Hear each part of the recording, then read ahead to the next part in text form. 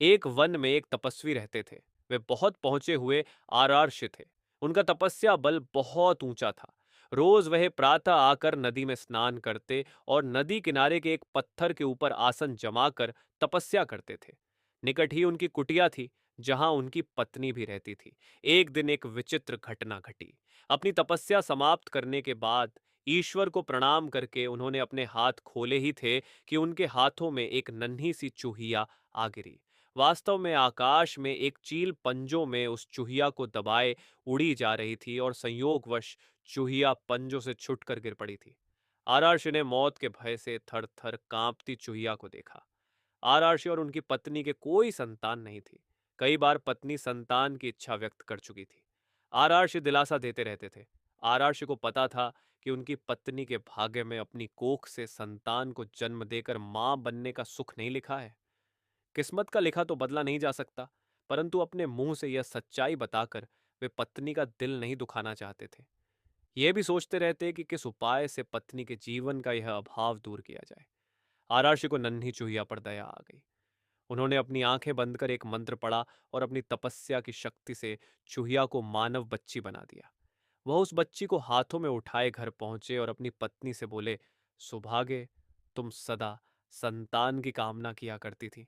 समझ लो कि ईश्वर ने तुम्हारी प्रार्थना सुन ली और यह बच्ची भेज दी। इसे अपनी पुत्री समझकर इसका लालन पालन करो। आरार्ष पत्नी बच्ची को देखकर बहुत प्रसन्न हुई। बच्ची को अपने हाथों में लेकर चूमने लगी। कितनी प्यारी बच्ची है, मेरी बच्ची ही तो है ये, इसे मैं पुत्री की तरह ही पालूंगी। इस प्रकार वह चूहिया मानव बच्ची बनकर आरार्ष के परिवार में पलने लगी। आरार्ष पत्नी सच्ची मां की भांति ही उसकी देखभाल करने लगी। उसने बच्ची का नाम कांता रखा।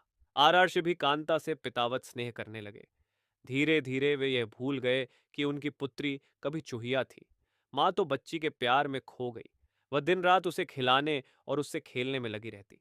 आरार्ष अपनी पत्नी को ममता लुटाते देख प्रसन्न होते कि आखिर संतान न होने का उसे दुख नहीं रहा। आरार्ष ने स्वयं भी उचित समय आने पर कांता को शिक्षा दी और सारी ज्ञान विज्ञान की बातें सिखाई। समय पंख लगाकर उड़ने लगा। देखते ही देखते माँ का प्रेम तथा आरार्ष का स्नेह व शिक्षा प्राप्त करती कांता बढ़ते बढ़ते 16 वर्ष की सुंदर सुशील व योग्य युवती बन गई। माता को बेटी के विवाह की चिंता सताने लगी। एक दिन उसने आरार्ष से कह डाला, सुनो, अब हमारी कांता विवाह योग्य हो गई है, हमें उसके हाथ पीले कर देने चाहिए। तभी कांता वहां आ पहुंची। उसने अपने केशों में फूल गूंथ रखे थे। चेहरे पर यौवन दमक रहा था। आरार्षि को लगा कि उनकी पत्नी ठीक कह रही हैं।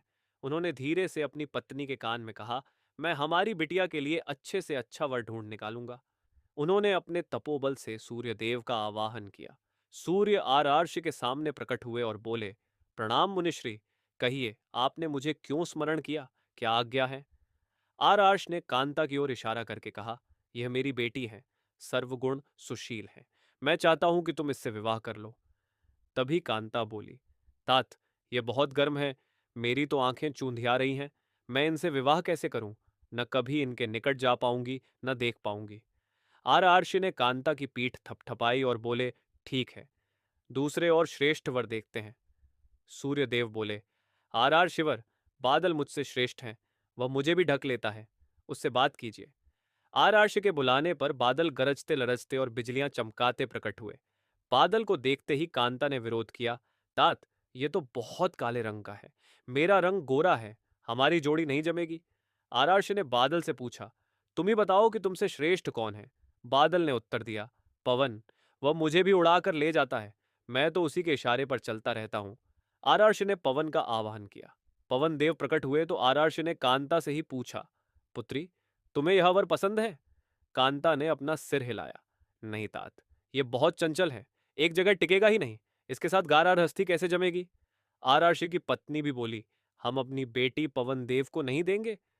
दामाद कम से कम ऐसा तो होना चाहिए जिसे हम अपनी आंख से देख सकें। आरार्ष ने पवन देव से पूछा, तुम ही बताओ कि तुमसे श्रेष्ठ कौन है। पवन देव बोले, आरार्षवर, पर्वत मुझसे भी श्रेष्ठ है, वह मेरा रास्ता रोक लेता है। आरार्ष के बुलावे पर पर्वतराज प्रकट हुए और बोले, आरार्षवर, आपने मुझे क्यों याद किया? आरार्ष ने सारी बात बताई। पर्वतराज ने कहा, पूछ लीजिए कि आपकी कन्या को मैं पसंद हूं क्या। कांता बोली, ओह, ये तो पत्थर ही पत्थर है, इसका दिल भी पत्थर का होगा।